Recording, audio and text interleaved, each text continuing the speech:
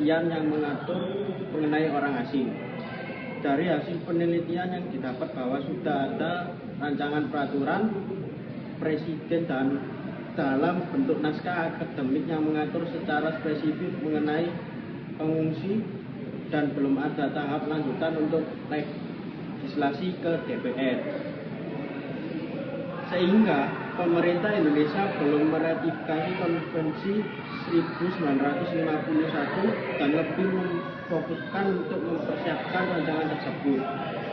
Pengungsi 1951 yaitu karena konvensi tersebut Indonesia mengikatkan diri kepada Konvensi 1951. Tindakan tersebut hanya akan menambah kewajiban bagi Indonesia. Sementara manfaat dari ratifikasi konvensi tersebut masih diperdebatkan. Untuk perlindungan hukum bagi pengungsi di Indonesia, pemerintah Indonesia sudah bisa melaksanakan prinsip-prinsip utama dalam Konvensi Pengungsi 1951, yaitu tidak memulangkan, tidak mengusir, tidak membedakan, dan juga tidak melakukan tindak pidana bagi pengungsi yang masuk ke wilayah Indonesia. Meskipun ada beberapa hak bagi para pengungsi yang masih belum terpenuhi.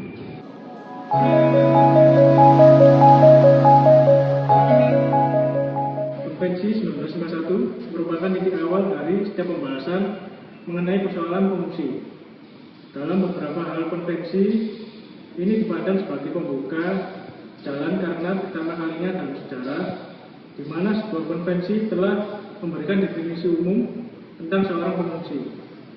Definisi pengungsi dalam Konvensi 1951 ini adalah seseorang yang merasa ketakutan karena beralasan ras, agama, kebangsaan, keanggotaan, kelompok sosial, dan keanggotaan partai politik tertentu. Dalam artian, seseorang ini memutuskan terpaksa karena dengan rasa takut yang berdasar dan mengalami penindasan atau persecution. Rasa takut yang berdasar inilah yang membedakan pengungsi dengan jenis migran lainnya.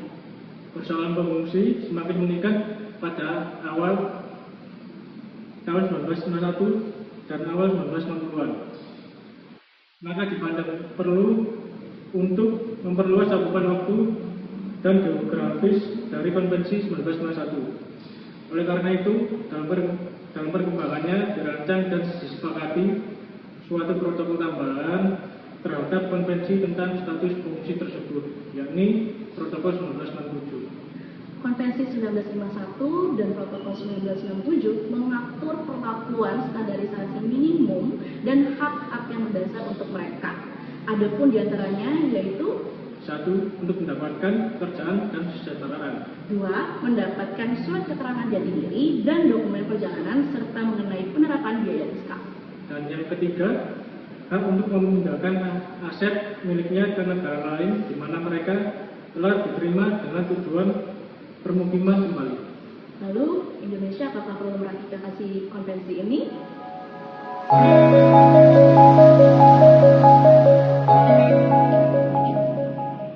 Status Indonesia yang hingga saat ini belum menjadi negara pihak Konvensi Pengungsi 51 dan Protokol 67 membuat Indonesia dalam menyikapi permasalahan pengungsi yang ada di wilayah Indonesia terbatas.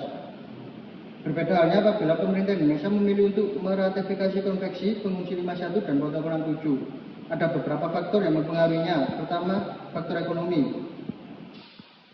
Adalah suatu aspek yang paling penting untuk keberlangsungan dan kemajuan suatu negara. Indonesia sebagai negara yang memiliki status sebagai negara berkembang, tentunya perekonomian yang ada di Indonesia juga belum sebesar dan sebaik negara-negara maju yang ada di Eropa. Persoalan-persoalan domestik yang ada di dalam Indonesia sendiri masih sangat banyak dan kompleks. Angka kemiskinan serta pengangguran yang banyak mewarnai daftar persoalan domestik Indonesia yang hingga saat ini masih belum bisa diatasi dan tuntas.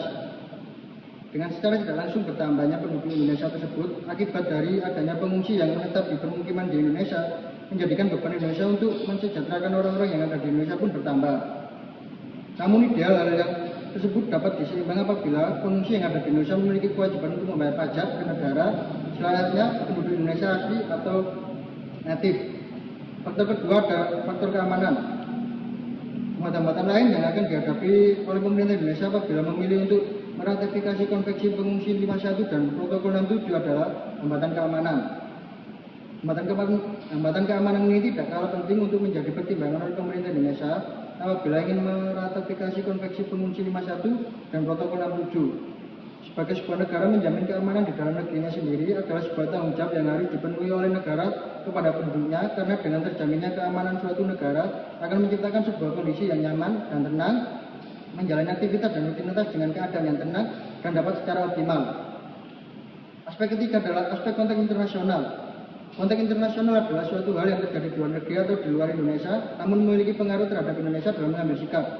Dalam hal ini adalah relevansinya dengan belum diratifikasinya Konvensi 51 dan Protokol 67 tentang pengungsi.